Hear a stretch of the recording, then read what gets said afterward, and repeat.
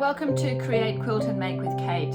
Today I've pulled out an English paper piece project that's been in the UFO pile for a while, and I'm making a folio case or a pencil case that will allow me to transport art and pencil drawing and painting equipment when I go on holidays and even when I go camping. So it's quite original, it's a bit organic, it's just kind of evolving how it evolves, and I hope you enjoy today. So I've just about gotten round all the way around these little flowers in the applique process. Most of the pieces in this project I have joined together with whip stitch in the way that you would normally do English paper piecing. But because these ones are going onto a backing fabric, they are appliqued on, and I'm almost finished them.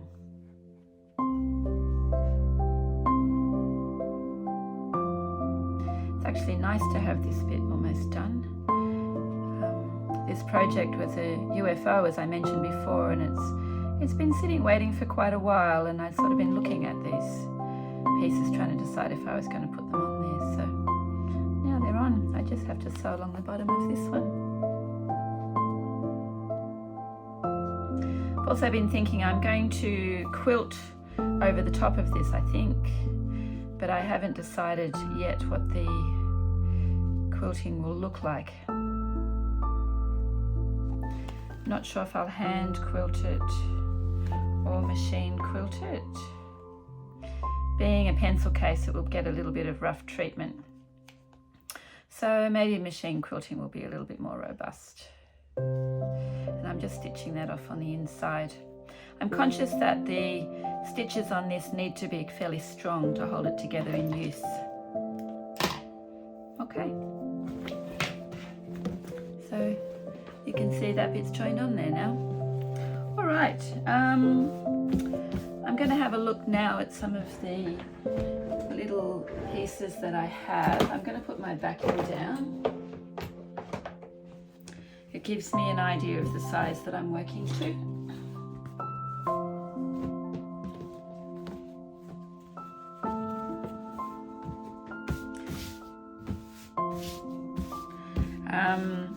I decided that the backing I had cut a little bit small, so some of these will turn under, but I'm going to lose a little bit here, but maybe that's where I'll extend the backing too. So now I'm going to play with some of these little ones that I've got. So I've started stitching these together, and I've just joined the central line on for the first three, and then I'm going to come back and join the sidelines in a minute. The next one to go on is this one here, and I'm just going to put it face down. And for those of you who haven't seen English paper piecing in progress, I'm using one of these little clips now, and I'm just going to use it to hold there.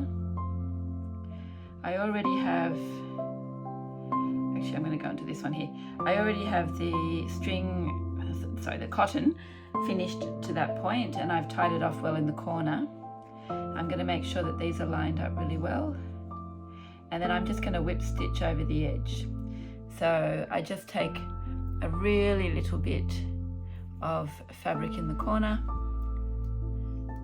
and then I'm just going to go over and over and over all the way along. Using the clip means that you don't have to pinch with your hand, and if you do a lot of English paper piecing and always hold it with your hand, you find that your fingers will get very sore over time, which is the reason for using the little clip. Okay, so I've stitched all of these around the central piece now, and I'm going to stitch up the sides. To be able to stitch up the sides, I have to fold this piece in the middle, and so the cotton is out the back of these two, so I'm just going to fold it. And again, I'm going to use my little clip to hold it, and I'm going to turn it around for the direction of sewing. Sometimes when you fold it, the card on the middle piece will fall out, so if it does, just let it, but if you can keep it in there, it provides a bit more structure.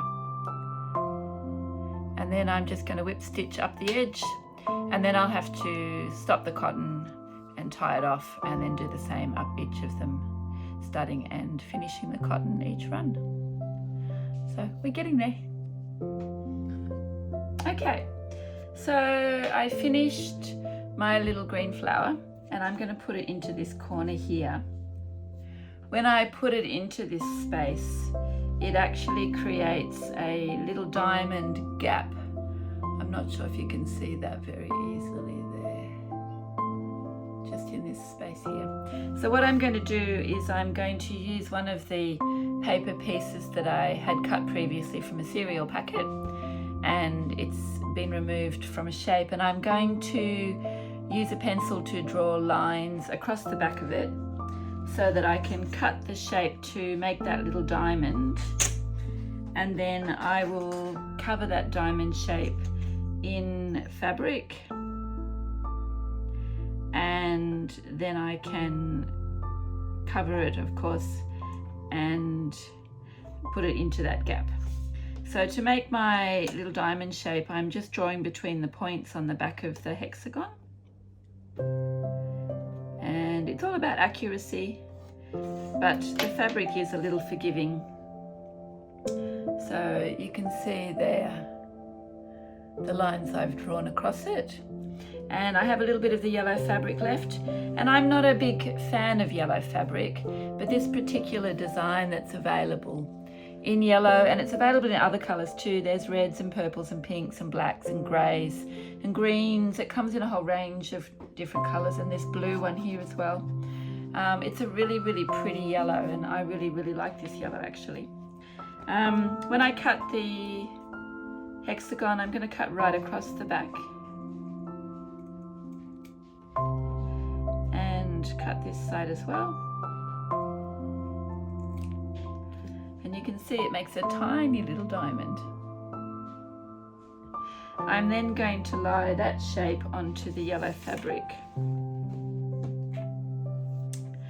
I must have two pieces of this yellow fabric because I've definitely used it before, but this piece seems to be uncut. So let's see. I'm going to cut this corner here because it doesn't need to be ironed. It's going to be a tiny piece. I need my fabric scissors, which are here.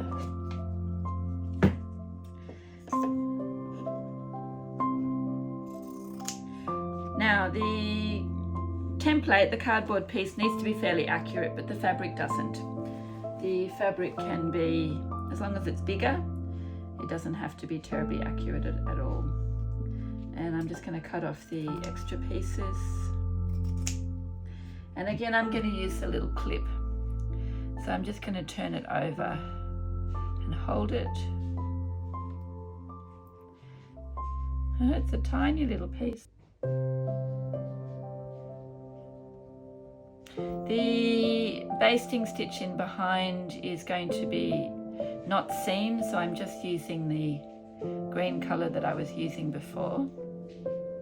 And I've just folded the fabric round and stitched one corner. I'm going to turn the next corner.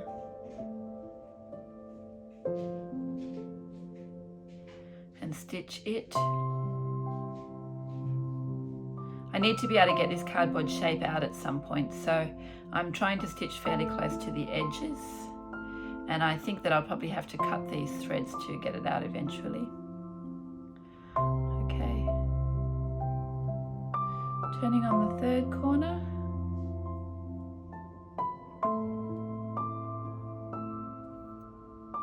Just doing 2 stitches in each corner, and then the last corner.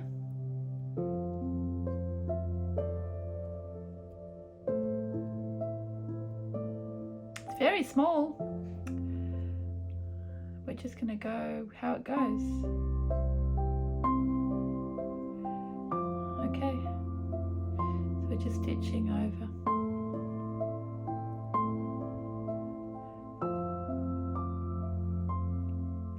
And a third stitch, which I'll just tie off. Cut off the thread. So you can see my tiny little So I'm going to fit that into my space. You can see it goes in there. And I'm just going to turn it down one way first. My thread's getting a bit short, but I think there's enough. It's going to tie another knot in the end. This one's such a little one, I'm just going to hold it today. I'm going to come up on the green side, right in the corner. And I'll just whip stitch.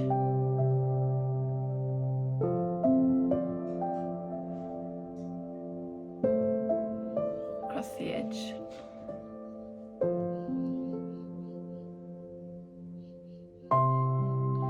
So you really can English paper piece any shape. All you have to do is make sure that you cut the template the same or right shape, and then you just cover it in the fabric, baste it, and then whip stitch it to the adjoining pieces.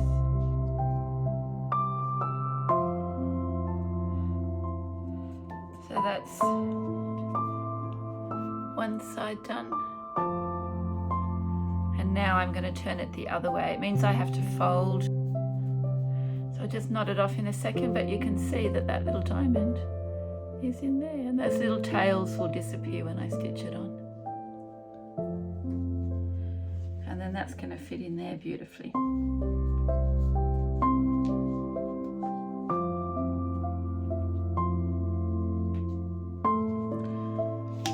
Now it leaves some other bits that I need to make yellow.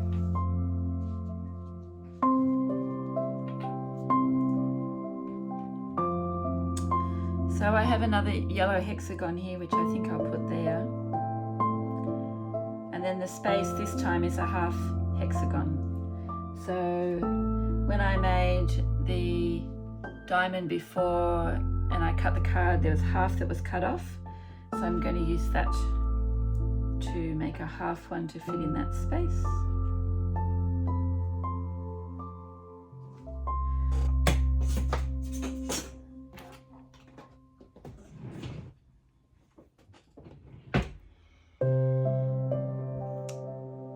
When I make the,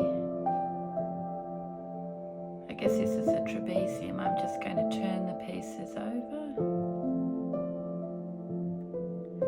And 2 stitches in the corner.